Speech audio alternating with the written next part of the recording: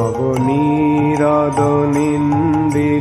কান্তিধারম রসসাগর নাগর भूपवरं। हरे कृष्णा, धन्यवाद, प्रणाम। हम लोग श्रीमद् भागवतम के सप्तम स्कंद में है, 5वां अध्याय चल रहा है। हम लोग आज श्लोक संख्या 6 से कंटिन्यू करेंगे। श्रीमद् भागवतम 7.5.6 ऑनवर्ड्स। सब मेरे बात दोहराइए। श्री नारद उवाच भूत्वा पुत्र गिरो दैत्य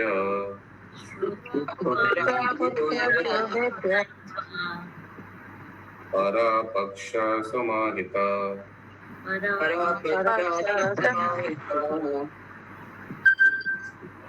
जाहसा बुद्धिर्बालानां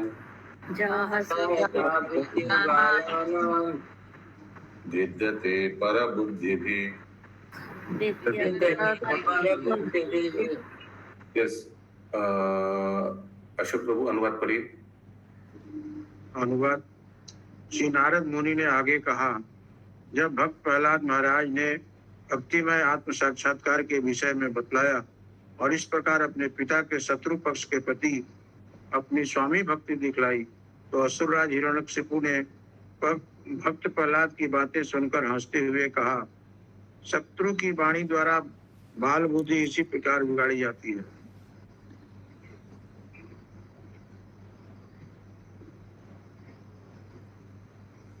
फिर से एक बार। श्री नारद मुनि ने आगे कहा, जब भक्त प्रहलाद महाराज ने भक्तिमय आत्म साक्षात्कार के विषय में बतलाया और इस प्रकार अपने पिता के शत्रु पक्ष के प्रति अपनी स्वामी भक्ति दिखलाई, तो असुरराज हिरण्यकशिपु ने भक्त प्रहलाद की बातें सुनकर हंसते हुए कहा, शत्रु की वाणी द्वारा बाल बुद्धि इसी प्रकार बिगाड़ी जाती है। Thus it is the intelligence of children spoiled by the words of the enemy. तात्पर्य, हिरण्यकशिपु असुर होने के कारण भगवान श्री विष्णु तथा उनके भक्तों को हमेशा अपना शत्रु मानता था। इसलिए यहाँ पर पक्ष शत्रु की ओर शब्द का प्रयोग हुआ है। हिरण्यकशिपु ने कभी भी भगवान श्री विष्णु या श्री कृष्ण की बातें नहीं मानी, प्रत्युत किसी भी वैष्णव की बुद्धि से क्रोधित हो उठता था। भगवान श्री कृष्ण कहते हैं, सर्वधर्मान परित्यज्य मामेकं शरणं भज, अन्य समस्त कर्तव्यों को त्याग कर मेरी शरण में आओ। किंतु हिरण्यकशिपु जैसे असुरों ने इससे कभी सहमति नहीं दिखलाई। अतएव भगवान श्री कृष्ण कहते हैं, नामां दुष्कृतिनो मूढ़ा प्रपद्यन्ते नराधमा मायया प्रहित ज्ञाना आसुरं भावमाश्रिता। जो दुर्जन निपट अल्पज्ञ हैं, जो मनुष्यों में अधम है, जिनकी बुद्धि माया द्वारा हर ली गई है और जो असुरों के नास्तिक भाव को धारण करने वाले हैं, वे मेरी शरण में नहीं आते। श्रीमद् भागवत गीता 7.15। हिरण्यकशिपु असुर भाव का प्रत्यक्ष प्रतिनिधित्व करता है। ऐसे लोग मूढ़ तथा नराधम होने के कारण कभी भी भगवान श्री विष्णु को परम पुरुष रूप में स्वीकार नहीं करते और न ही उनकी शरण ग्रहण करते हैं। स्वाभाविक ही था कि हिरण्यकशिपु अपने पुत्र भक्त प्रहलाद पर अत्यधिक क्रुद्ध होता कि वे शत्रु पक्ष द्वारा प्रभावित हो रहे थे। अतएव उसने आदेश दे दिया कि उसके पुत्र के निवास स्थान में श्री नारद मुनि जैसे साधु पुरुषों को प्रविष्ट न होने दिया जाए, अन्यथा वैष्णव उपदेशों से भक्त प्रहलाद और अधिक बिगड़ जाएगा। हरे कृष्ण।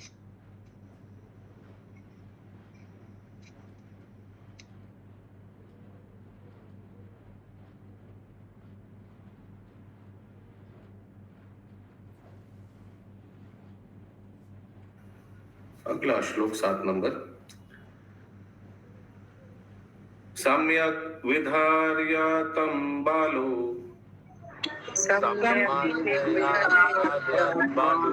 गुरुगे द्विजातिभिः विष्णु पक्षे प्रतिच्छाने न विद्येतस्य धीर यथा।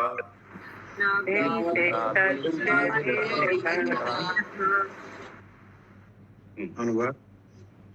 हिरण्यकशिपु ने अपने सहायकों को आदेश दिया, हे असुरों, इस बालक के गुरुकुल में जहाँ पर यह शिक्षा पाता है, इसकी सुरक्षा का पूरा ध्यान रखो, जिससे इसकी बुद्धि छद्मवेश में घूमने वाले वैष्णवों द्वारा और अधिक प्रभावित ना होने पाए।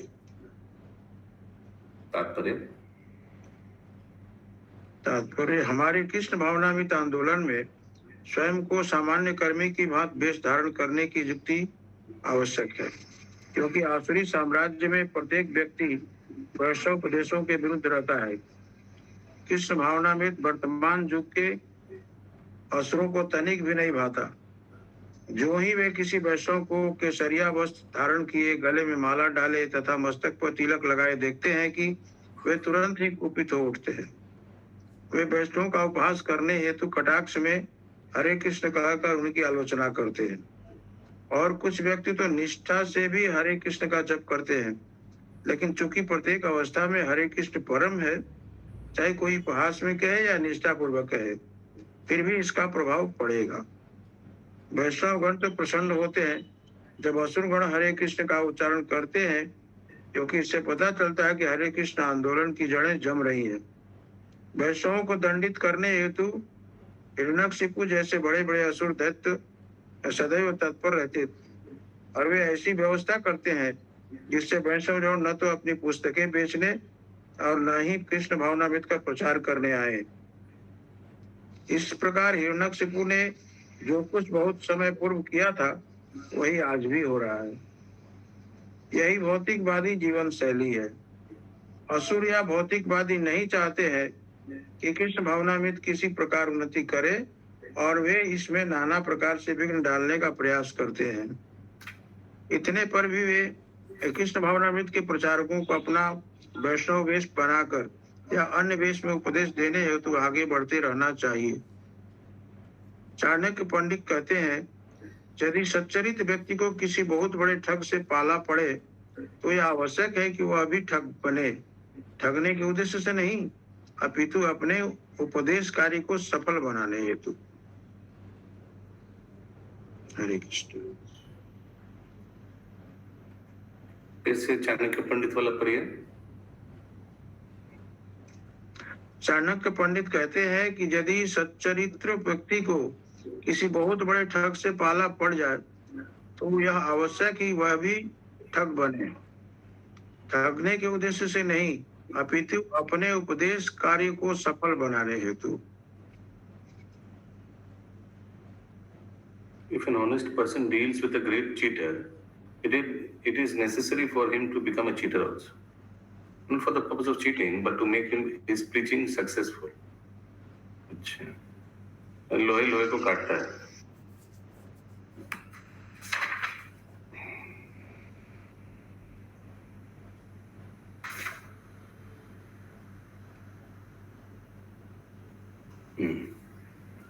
तो यानी प्रभुपाद जी बोलना चाह रहे हैं कि कभी कभी हम लोग को भी साधारण वैष्णव ड्रेस छोड़कर अवैष्णव ड्रेस पहन के भी प्रचार करना हो सकता है, क्योंकि इसका स्वीकार ज्यादा होगा। तो हम लोग इसका एप्लीकेशन में कहाँ देखते हैं, जैसे महाराज लोग जब ऐसे कम्युनिस्ट कंट्री में जाता है या इस्लामिक कंट्री में जाता है, तो फिर उन लोग साधारण ड्रेस पहन के, शर्ट पैंट पहन के जाता है, तिलक विलक नहीं लगाता है, कंठी माला खोल देता है, क्योंकि नहीं तो एयरपोर्ट से वापस डिपोर्ट किया जाएगा।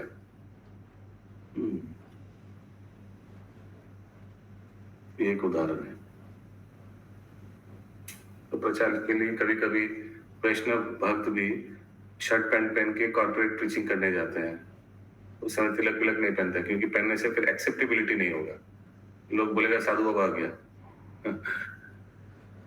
मैंने सिमिलर विजिबिलिटी होनी चाहिए। क्राउड से मिलने के लिए वैष्णव को भी क्राउड जैसा बनना हो सकता है, ठीक है। यही। हाँ बोलिए। तो यहाँ तो वैष्णव हरे कृष्ण का उपहास भी वो लोग करने लगते हैं, बाहरी लोग। जैसे कि प्रभु एक बार मायापुर से आ रहे थे, तो अंदर से एक रिक्शे वाले को हम लोग बोले थोड़ा स्टेशन तक छोड़ दीजिए। वो बेचारा हम लोग ले गया, और आगे कुछ गाड़ी आगे से जाम हुआ था, बोले जाने नहीं मांग रहा था, बोला आगे थोड़ा सा और आगे निकलेंगे तो ये लोग बोला कि ये रूल तोड़ रहा है, तिलक लगाया है, वैष्णो ड्रेस पहना है, इसीलिए वो बेचारा डर के मारे और आगे नहीं गया। हम लोग को उतार दिया। अगला श्लोक 8 नंबर। गृहम आनीताम आहूया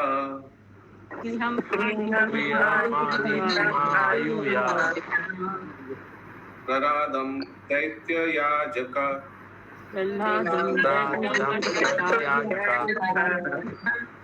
शस्य श्लाक्ष्णया वाच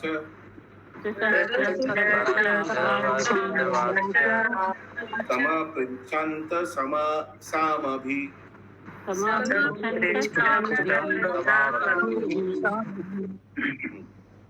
अनुवाद।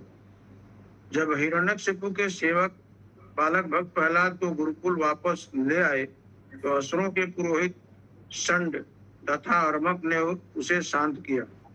उन्होंने अत्यंत मृदु वाणी तथा स्नेह से परिपूर्ण शब्दों से उनसे इस प्रकार पूछा।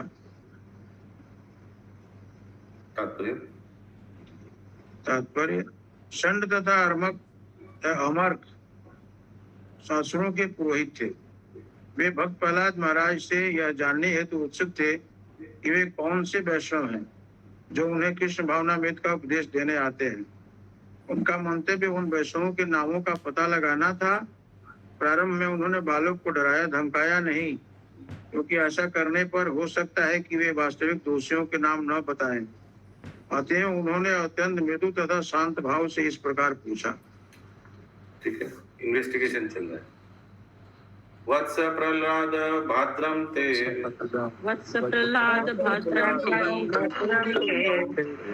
सत्यम कथाय मामृष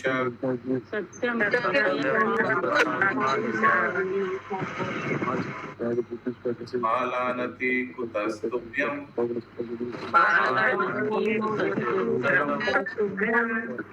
एष बुद्धि विपाड्यया।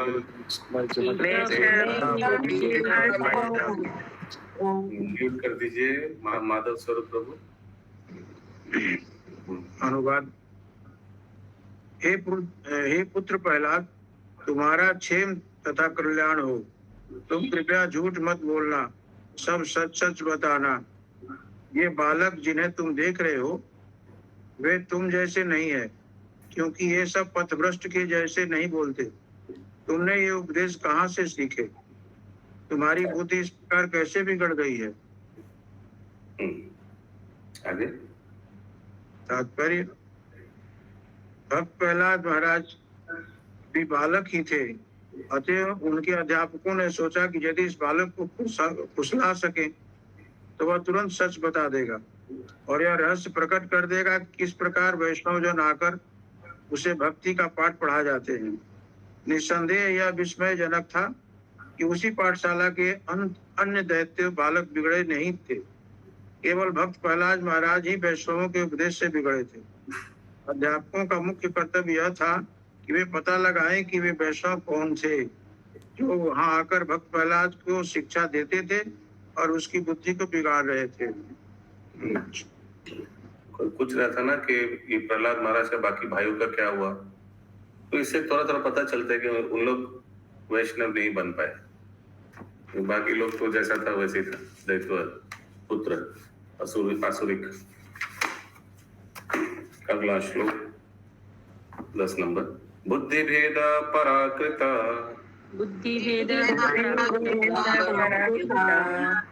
उतारोते स्वतः भवत्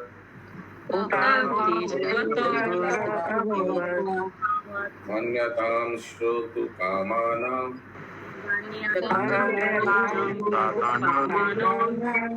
गुरुनां कुलनंदन।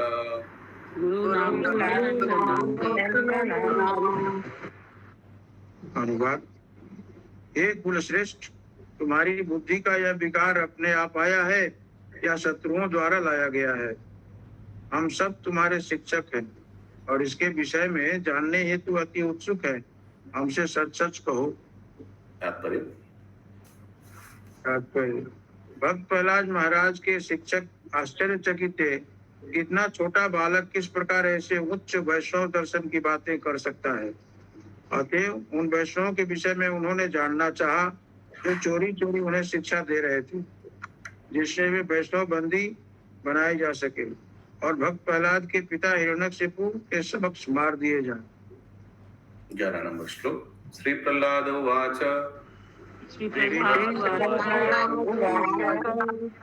परस्वश्चेत् सद्राः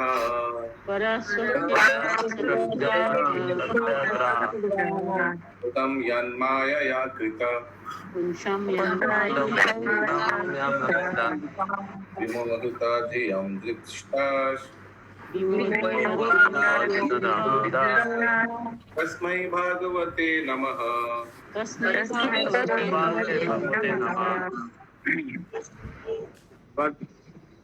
भक्त प्रहलाद महाराज ने उत्तर दिया, मैं उन पूर्ण पुरुषोत्तम भगवान को सादर नमस्कार करता हूँ जिनकी बहिरंगी शक्ति माया ने मनुष्यों की बुद्धि को मोहित करके मेरे मित्र तथा मेरे शत्रु का विभेद उत्पन्न किया है।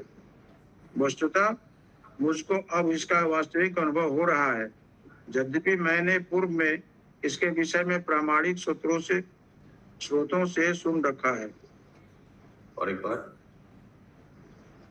भक्त प्रहलाद महाराज ने उत्तर दिया, मैं उन पूर्ण पुरुषोत्तम भगवान को सादर नमस्कार करता हूँ जिनकी बहिरंगी शक्ति माया ने मनुष्यों की बुद्धि को मोहित करके मेरे मित्र तथा मेरे शत्रु का विभेद उत्पन्न किया है।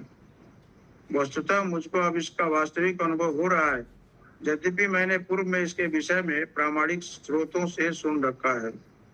अभी प्रैक्टिकल देख पा रहे हैं कि जो मुझे शिक्षा दे रहे हैं वो मेरा शत्रु होना चाहिए, मित्र होना चाहिए। अभी तक आज तक तो ज्यादा प्रहलाद महाराज का तो इंटरेक्शन हुआ ही नहीं कहीं बाहर ना, अभी हम प्रैक्टिकल देख पा रहे हैं, तो इसीलिए माया देवी का हम प्रणाम करते हैं।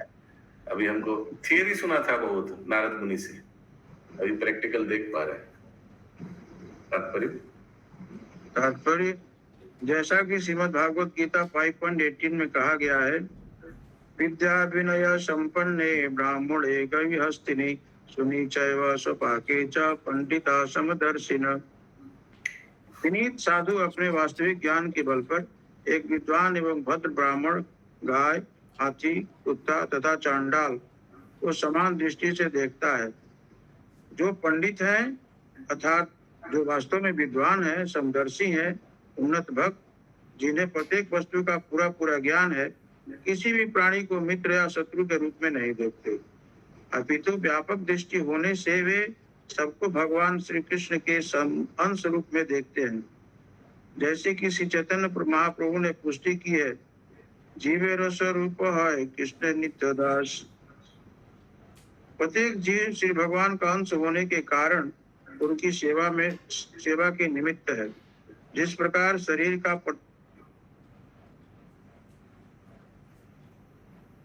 क्या हुआ कि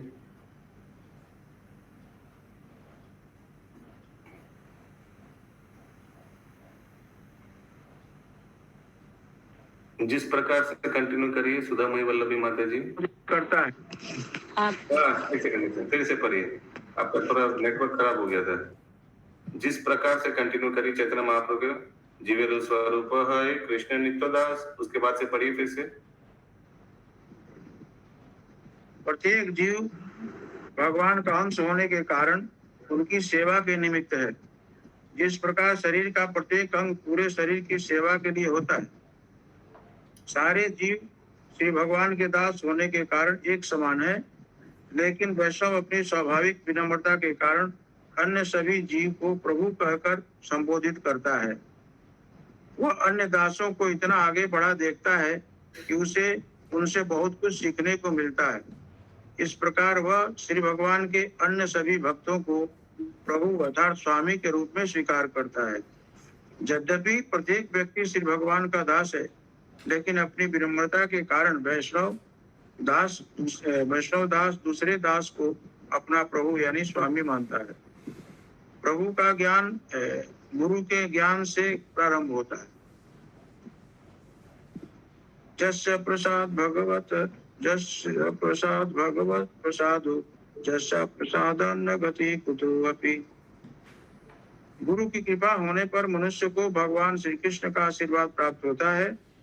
गुरु की कृपा के बिना किसी भी प्रकार की प्रगति नहीं हो सकती। साक्षादरित्यन समस्त शास्त्रे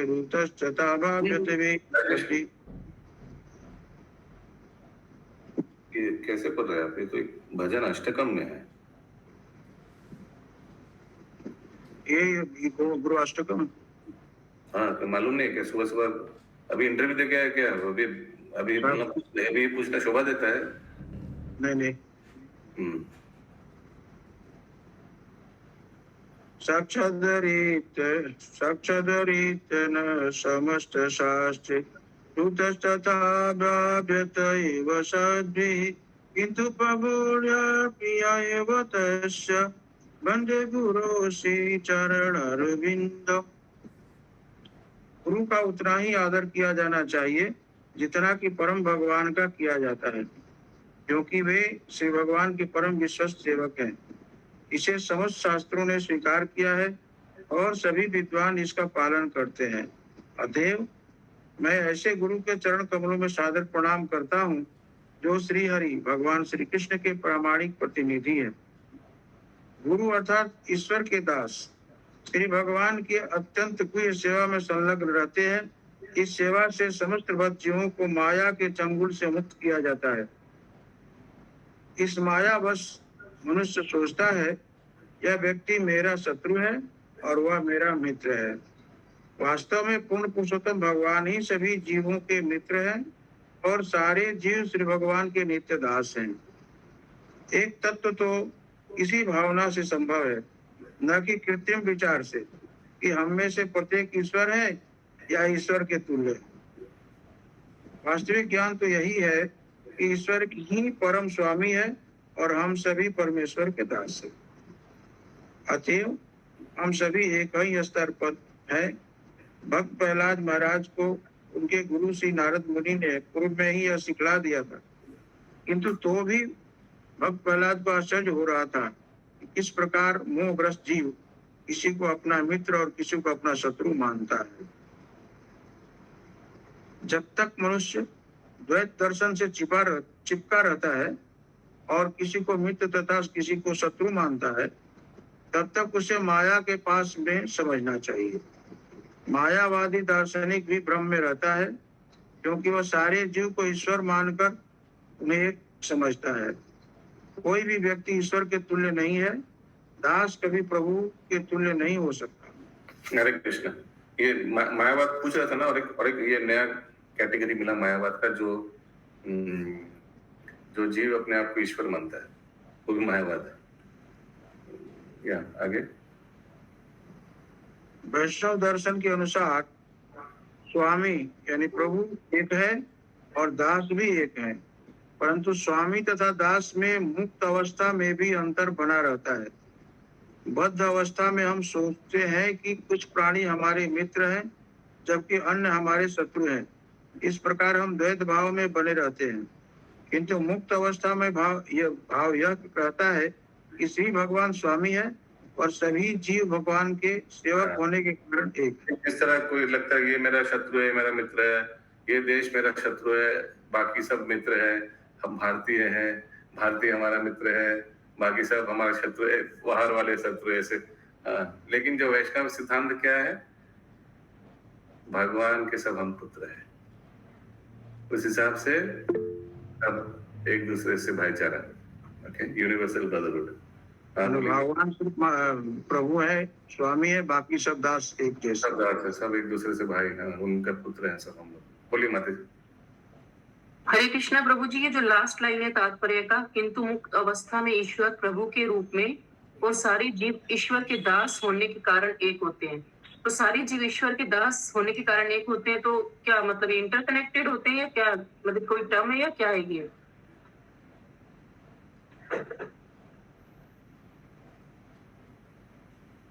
ये तात्पर्य का लास्ट लाइन ना, लास्ट सेंटेंस। यस प्रभु जी। इन द लिबरेटेड स्टेज, ये याद रखिएगा। फिर से बोलिए आप लास्ट सेंटेंस। किंतु मुक्त अवस्था में। हाँ, ये पहले समझिएगा, मुक्त अवस्था में। अच्छा, अभी फिर से पढ़िए, मुक्त अवस्था में। ईश्वर प्रभु किंतु मुक्त अवस्था में ईश्वर प्रभु के रूप में और सारे जीव ईश्वर के दास होने के कारण एक होते हैं। अब समझ में आया? अब clear है ना? In the liberated stage, however, the conception is that God is the master and that all living entities, being servants of God, are one. हम लोग सब एक जैसे हैं। क्यों? क्योंकि हम लोग सब दास हैं और प्रभु भगवान है। और बद्ध अवस्था में क्या है? उसके पिछले वाला सेंटेंस पढ़िए। इस तरह हम द्वैत भाव में बने रहते हैं। बद्ध अवस्था में हम सोचते हैं कि कुछ प्राणी हमारे मित्र और अन्य हमारे शत्रु हैं। हाँ, बद्ध अवस्था में हम लोग मित्र हैं। जो लोग वैष्णव है वो मित्र हैं, जो लोग वैष्णव नहीं वो शत्रु है। बद्ध अवस्था में ये सोचते हैं। वैष्णव भी ऐसे सोच सकते हैं बद्ध अवस्था में। हाँ, लेकिन एकदम उत्तम श्रेणी भक्त क्या सोचते हैं कि हम लोग सब भगवान के दास हैं, हम लोग सब वैष्णव हैं, चाहे हम लोग माने ना माने, है तो सब। अगला श्लोक 12 नंबर। सयदानु व्रता पुंसाम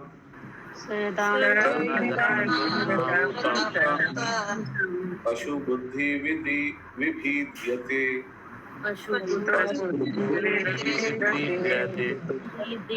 अन्येष तथान्यहम्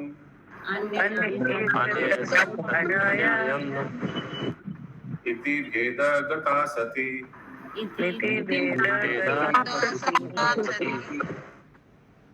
अनुवाद। जब पूर्ण पुरुषोत्तम भगवान किसी जीव से उसकी भक्ति के कारण प्रसन्न हो जाते हैं तो वह पंडित बन जाता है और वह शत्रु मित्र तथा अपने में कोई भेद नहीं मानता। तब वह बुद्धिमानी से सोचता है कि हम सभी ईश्वर के नित्य दास हैं, अतः हम एक दूसरे से भिन्न नहीं है। हाँ, वही बात। ऐसे लग रहा है ऐसा प्रीचिंग होने से तो अमर शन ये भी वैष्णव हो जाएगा। तात्पर्य।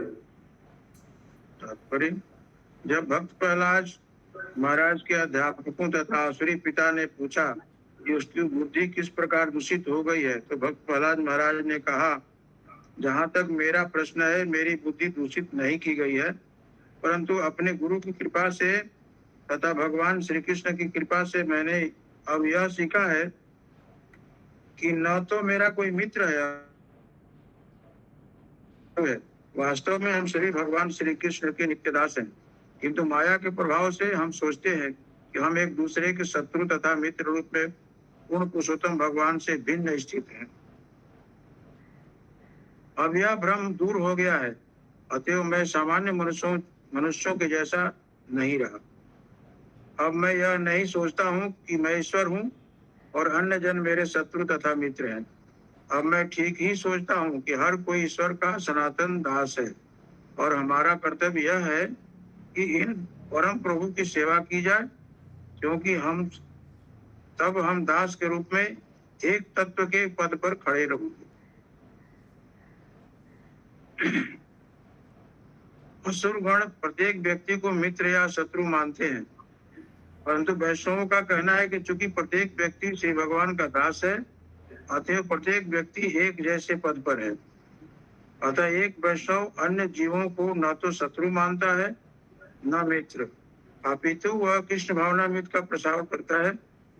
प्रत्येक को यह शिक्षा देता है कि हम सभी श्री भगवान के दास के रूप में एक हैं, किंतु हम राष्ट्रों, जातियों तथा शत्रु मित्रों के वर्गों को जन्म देकर अपना अमूल्य जीवन व्यर्थ नष्ट कर रहे हैं।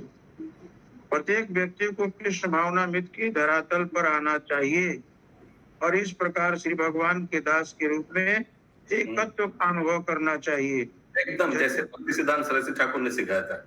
यही बात एकदम सेम सेंटेंस प्रभुपाद जी को बोला था जब पूछा था कि अभी हमारा देश तो पराधीन है, अभी क्या हमको भक्ति के बारे में सोचना चाहिए, अभी कैसे हम अपना देश को स्वाधीन करेंगे उसके बारे में सोचना चाहिए। एकदम ये सब सेंटेंस बोला था। बोलिए माता जी। हरे कृष्णा प्रभु जी, ये जो लाइन है ना, प्रत्येक व्यक्ति को कृष्ण भावनामृत के धरातल पर आकर के भगवान के दास के रूप में एकत्व का अनुभव करना चाहिए, इसका इंग्लिश ट्रांसलेट क्या लिखा हुआ है? Everyone should come to the platform of Krishna consciousness and thus feel oneness as a servant. Oneness, सब हम लोग सब दास हैं. Oneness as a servant of the Lord. Okay प्रभु जी। आगे. यद्यपि जीवन की 84 लाख जोनियां हैं, किंतु एक वैष्णव ही इनमें से एकत्व का अनुभव करता है। श्री ईशोपनिषद का उपदेश है, एकत्वम अनुपश्यत। भक्त को चाहिए कि पूर्ण पुरुषोत्तम भगवान को प्रत्येक प्राणी के हृदय में स्थित देखे और यह भी देखे कि प्रत्येक जीव श्री भगवान के सनातन दास के रूप में है। यह दृष्टि एकत्वम कहलाती है। यद्यपि दास तथा स्वामी का संबंध रहता है, किंतु दास तथा स्वामी अपनी आध्यात्मिक पहचान के कारण एक होते हैं। यह भी एकत्वम है। अतएव वैष्णव की एकत्वम की अवधारणा किसी मायावादी की धारणा से भिन्न है। हाँ, मायावादी क्या बोलेगा एकत्वम का? हाँ? हम भगवान बन जाएंगे। हम भगवान बन जाएंगे मृत्यु के बाद। भगवान और हम एक है। हम भी भगवान, तुम भी भगवान से तो बोलते हैं वो लोग तो। हाँ, वो एकत्व। आगे. हिरण्यकशिपु ने भक्त प्रहलाद महाराज से पूछा कि वह अपने परिवार से विपरीत क्यों हो गया। जब किसी परिवार का कोई सदस्य किसी शत्रु द्वारा मारा जाता है तो उस परिवार के सभी सदस्य स्वाभाविक रूप से उस हत्यारे के शत्रु बन जाते हैं। परंतु हिरण्यकशिपु देख रहा था कि भक्त प्रहलाद का तो हत्यारे से मैत्री भाव था। अतः उसने पूछा, किसने तुम में इस प्रकार की बुद्धि उत्पन्न की है?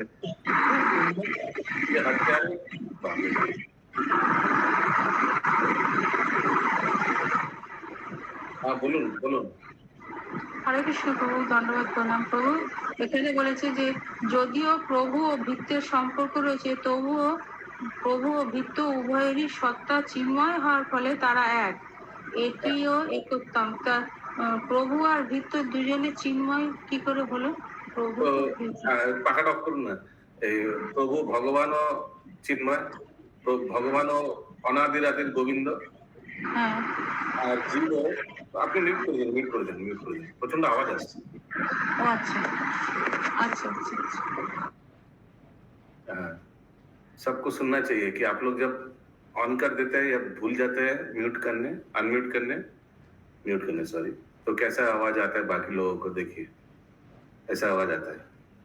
अच्छा, तो भगवान भी इटर्नल है और जीव भी इटर्नल है, इसमें तो कोई संदेह नहीं है। জীব ভগবানের অংশ, জীবও অনাদির আদি, কোনো ঠিক নেই কবে জীব এসেছিল আর কবে শেষ হবে। আর ভগবান भी অনাদির আদির গোবিন্দ। এই জন্য আমরা দুজনেই এক, এই হিসাবে এই আন্ডারস্ট্যান্ডিং এ বোঝাতে পারলাম। হ্যাঁ, ঠিক আছে প্রভু। आगे. किसने तुम्हें इस प्रकार की बुद्धि उत्पन्न की है? क्या तुमने स्वयं यह चेतना विकसित की है?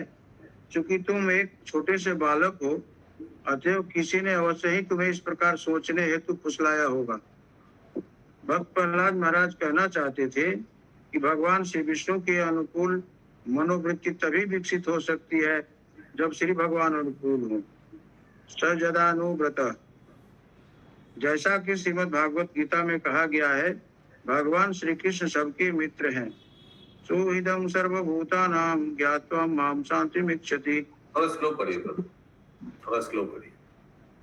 अच्छा, सुहृदं सर्वभूतानां ज्ञात्वा मां शान्तिमिच्छति। भगवान कभी भी लाखों जीवों में से किसी के भी शत्रु नहीं होते, वे तो सदा सबके मित्र हैं। यही वास्तविक ज्ञान है। यदि कोई सोचता है कि श्री भगवान शत्रु हैं, तो उसकी बुद्धि पशुवत है। वह सत्य ही सोचता है। मैं अपने शत्रु से भिन्न हूँ और मेरा शत्रु मुझसे भिन्न है। चूंकि शत्रु ने ऐसा किया है, अतः मेरा कर्तव्य है कि मैं उसका वध करूं। इस भ्रांत धारणा को इस श्लोक में वेद गता सती के रूप में वर्णित किया गया है। वास्तविक तथ्य यह है कि प्रत्येक व्यक्ति श्री भगवान का दास है। जैसा कि श्री चैतन्य महाप्रभु ने श्री चैतन्य चरितामृत में पुष्टि की है। जीवेर स्वरूप है कृष्ण नित्य प्रकाश। बोलिए। हरे कृष्णा प्रभु जी, ये भेद गता सत्य क्या हुआ? यानी भेद कर रहा है, ये मेरा शत्रु है, ये मेरा मित्र है, यही है। ये शायद ये देखिए, ये श्लोक में दिया हुआ है। अभी जो श्लोक हुआ है ना, उसमें भेद गता सत आया है, इति भेद गता सत लास्ट वर्ड आया है। हाँ, आगे। ईश्वर के दास में रूप में हम सभी एक हैं और शत्रुता तथा मित्रता का प्रश्न ही नहीं उठता। यदि मनुष्य वास्तव में यह समझ लेता है कि हम में से प्रत्येक व्यक्ति श्री भगवान का दास है, तो फिर शत्रु या मित्र का प्रश्न कहाँ से उठता है। श्री भगवान की सेवा करने हेतु सबको मैत्री भाव रखना चाहिए। प्रत्येक को चाहिए कि दूसरे द्वारा की गई श्री भगवान की सेवा की प्रशंसा करे और अपनी ही सेवा पर गर्वित न हो। यही वैष्णव के सोचने की विधि या वैकुंठ विचार है। सेवा करने हेतु दासों में स्पर्धा हो सकती है, बाह्य रूप से होड़ लग सकती है, किंतु वैकुंठ लोक में तो दूसरे दास की सेवा की प्रशंसा की जाती है, निंदा नहीं। यह वैकुंठ की स्पर्धा है। यहाँ पर दासों के मध्य शत्रुता का प्रश्न ही नहीं उठता। प्रत्येक व्यक्ति को पूरे सामर्थ्य पर श्री भगवान की सेवा करने देना चाहिए और प्रत्येक को चाहिए कि दूसरे द्वारा की जाने वाली सेवा की प्रशंसा करे। वैकुंठ के कार्यकलाप ऐसे ही है। क्योंकि प्रत्येक व्यक्ति दास है, अतएव प्रत्येक समान स्तर पर होता है और उसे अपने सामर्थ्य के अनुसार श्री भगवान की सेवा करने दी जाती है। जैसा कि श्रीमद् भागवत गीता से 15.15 पुष्टि होती है, सर्वस्य चाहं यदि सन्निविष्टो मत्त स्मृतिर्ज्ञानम अपोहनम च। श्री भगवान सबके हृदय में स्थित है और दास की मनोवृत्ति के अनुसार आदेश देते रहते हैं। किंतु श्री भगवान भक्तों तथा भक्तों को भिन्न भिन्न आदेश देते हैं। अभक्तगण परमेश्वर की सत्ता को चुनौती देते हैं, अतएव श्री भगवान ऐसा आदेश देते हैं जिससे अभक्त जन्म जन्मांतर श्री भगवान की सेवा को भूलता रहता है और प्रकृति के नियमों द्वारा दंडित होता है। किंतु जब भक्त अत्यंत निष्ठा पूर्वक श्री भगवान की सेवा करना चाहता है तो श्री भगवान भिन्न वृत्ति से आदेश देते हैं। जैसा कि श्रीमद् भागवत गीता 10.10 में श्री भगवान कहते हैं, तेषां सतत युक्तानां भजतां प्रीतिपूर्वकं ददामि बुद्धियोगं तं येन मामुपयान्ति ते। जो निरंतर मेरी भक्ति करते हैं और प्रेम पूर्वक मेरी पूजा करते हैं, उन्हें मैं ऐसी बुद्धि देता हूँ जिससे वे मेरे समीप आ सकते हैं। प्रत्येक जीव वास्तव में दास है, वह न तो हेलो फुल स्टॉप है। उसके बाद फुल स्टॉप में थोड़ा रुका, पॉज किया कीजिए, नहीं तो लगेगा एक ही साथ कंटिन्यू बोलती जा रहे। फिर इन्वर्टेड कॉमर्स वाला पढ़िए। जो निरंतर मेरी भक्ति करते हैं और प्रेम पूर्वक मेरी पूजा करते हैं, उन्हें मैं ऐसी बुद्धि देता हूँ जिससे वे मेरे समीप आ सकते हैं। Full stop. इतना नहीं, फुल स्टॉप है, मैंने जीवन का फुल स्टॉप नहीं है। आगे। प्रत्येक जीव वास्तव में दास है, वह न तो शत्रु है न मित्र, और प्रत्येक व्यक्ति श्री भगवान के पृथक पृथक आदेश के अनुसार कार्य कर रहा है, क्योंकि वे प्रत्येक जीव को उसकी मानसिकता के अनुसार निर्देश देते हैं। क्लियर है हर एक चीज? आशा करता हूँ आप लोग इतना सुपर कमेंट्री श्रील प्रभुपाद का हर एक चीज समझ पा रहे हैं, आशा करता हूँ। ग्रंथराज श्रीमद् भागवतम की जय।